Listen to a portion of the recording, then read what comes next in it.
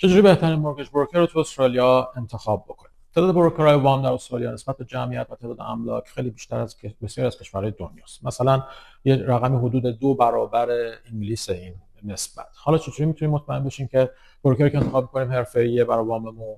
یه بروکر خوب به نظر من باید 6 7 تا ویژگی زیرو داشته باشه.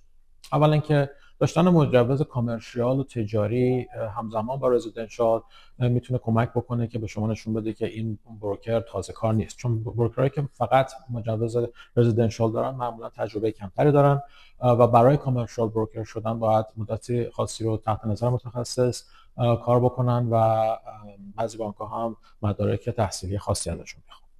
دوم داشتن یه بک‌گراند فایننس، اقتصاد یا بیزینس که کمک میکنه دردسرای بعد از گرفتن وام رو کمتر تجربه بکنید. بروکرایی که معمولا قبلا تو کار املاک، ریال استیت و ایجنسی یا حتی بعضی وقتا من دیدم پرستارا میان تو کار بروکری، ممکنه تو تحلیل‌های دقیق مالی دچار اشتباه بشن. بهترین گزینه کسایی هستن که پیش‌زمینه قوی اقتصادی دارن یا تو سیستم بانکی حداقل به عنوان بانکر کار کرده باشن و یه آشنایی با سیستم بانک و وام داشته باشن. به زبان شما بتونن صحبت بکنن. پروسه گرفتن وام اصطلاحات تخصصی و پیچیده‌ای داره. بهتره بروکرتون بتونه همزبانتون باشه تا بتونه جزئیات رو شفاف و دقیق براتون توضیح بده. مورد چهارم تسلط اون بروکر به زبان انگلیسی و قدرت مذاکره بروکر با یا حتی کانونسر شما با بانک. بروکر باید بتونه تلفن رو برداره با بانک، با بی دی ام، با اسسر، با هر کس دیگه ای توی بانک صحبت بکنه. خودمون تو تیممون 2 نفر از صبح تا غروب پای تلفنن.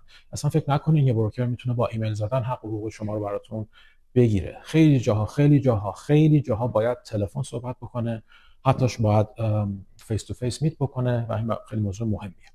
از همه مهمتر این که بروکری خوبه که پرونده شما براش کاملا وقت بذاره.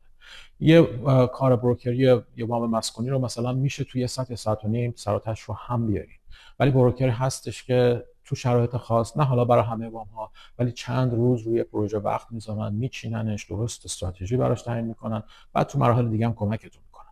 بروکر همزمان باید رابطه خوب داشته باشه با بانک و همزمان باید براتون بجنگه، نه اینکه راحت ترین و ساده ترین وامی که فقط پالیسیش به شرایط شما رو میخوره رو براتون بگیره و تموم بشه بره. من خودم بابت این داستان خیلی کلاینت ها رو از دست میدم، به خاطر اینکه کلاینت میاد پیش من میخواد فکر میکنه که یه بروکر دیگه براش سریع وامو میگیره، ولی ما معمولا این کار نمیکنیم. ما میریم با تمام بانک‌ها بررسی میکنیم، حالا تمام بانک‌ها نه ولی با بانک‌هایی که میدونیم بهترن سعی میکنیم براشون اکستنشن بگیریم. مگر نه اینکه فقط شما برید با بانکی که اون پالیسی رو داره و هیچ بررسی نکنین، احتمالاً نمیتونیم وام خیلی خوبی براش بگیریم. نمیگم، من خودم خیلی کلاینت ها رو با خاطر این داستان از دست میدم، به خاطر اینکه میدونم من یه مقدار سخته برای کلاینت ها، چون باید وقت بیشتری بذارن، بعد مدارک بیشتری بعضی وقتا بدن که خب بعضیا ترجیح میدن اتفاق نیفته. ولی من فکر میکنم اگه 1-2 هفته بیشتر طول بکشه خیلی بهتر از اینه که چند سال وام بدتری داشته باشن.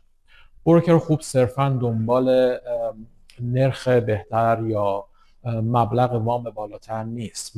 مسائل دیگه مثلا کردیت رو برای شما بررسی میکنه. مثلا نگاه میکنه که بعدا شما اون بانکی که میخواین باهاش کار بکنین راحت تر باشه کار باهاش. بعضی بانک ها هستن شما یه تلفن میخواین بهشون بکنین 45 دقیقه بعد پشت خط باشین. بانک های بزرگ، همین 4 تا بانک بزرگ من اسمشون نمیارم، ولی بانک های دیگه هستن که حتی فقط آنلاین هم ولی خدمات خیلی خوبی میدن. بروکر باید همه اینا رو در نظر بگیره به نظر من برای شما یه وام انتخاب بکنه یا براتون پری اپرووال حالا یا انکاندیشنال اپرووال رو بگیره.